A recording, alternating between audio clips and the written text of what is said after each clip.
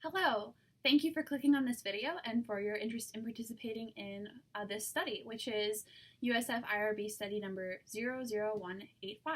In this video, I'm just going to briefly talk about the purpose of the study, why I care about this research and this topic and would really appreciate you participating, and I will go over the eligibility criteria and all of that sort of thing. My name is Elizabeth Hintz, and I'm a doctoral candidate in the Department of Communication at the University of South Florida. In order to graduate with my PhD, I'm conducting a research study for my dissertation about the negative experiences that women with chronic pain sometimes experience when discussing chronic pain with their doctors or other medical professionals, such as being told that pain is all in your head. The specific chronic pain conditions that I'm interested in are poorly understood chronic pain conditions, which are called chronic overlapping pain conditions. These conditions include interstitial cystitis, which is also called painful bladder syndrome, irritable bowel syndrome, vulvodynia and its subtypes, endometriosis, temporomandibular disorders, chronic low back pain, chronic tension type headache, chronic migraine, myalgic encephalomyelitis or chronic fatigue syndrome, and fibromyalgia. To be eligible to participate in this study,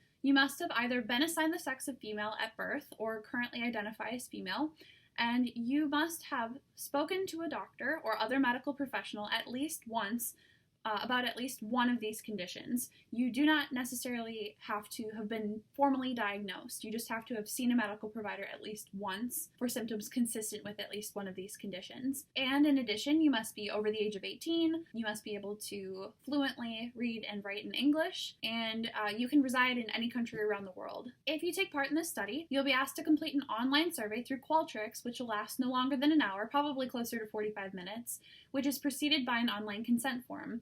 Other than your geo-IP location, which Qualtrics collects, the survey will not require you to divulge any personally identifiable information, which could connect you specifically to the responses that you provide. I'm interested in this topic because when I was a teenager, I was diagnosed with vulvodynia and irritable bowel syndrome, 2 of the 10 conditions on this list. When attempting to seek help for the pain, I had a number of negative interactions with others, such as my pain being attributed to me being a nervous girl. These interactions had lasting effects on how I viewed myself and on my ability to talk with others in the future about the pain. So when I began graduate school in 2016, I wanted to make a difference by studying this sort of talk. Findings from my master's thesis, which started to do this, have been published in top academic journals in my field and have received national research awards. I also returned these findings to participants as well as disseminated them through to the broader public through media interviews, blog posts, and being a patient representative. However, much work remains to be done. In 2019, the Journal of the American Medical Association called these sorts of negative interactions experienced by female patients medicine's silent epidemic. My ultimate goal with this project is to develop a way to measure this sort of talk and its effects so that this is no longer a silent epidemic.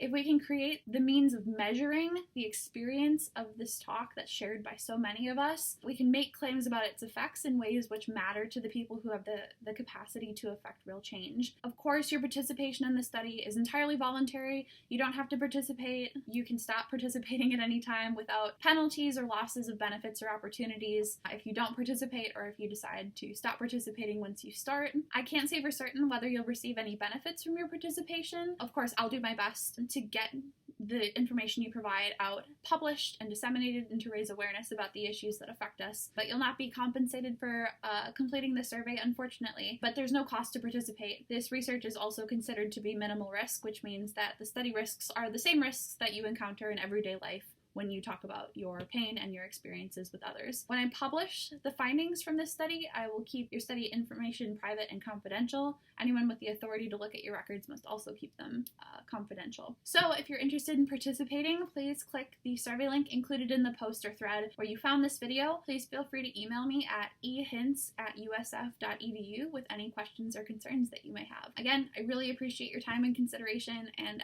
I hope that you'll choose to participate. Thank you.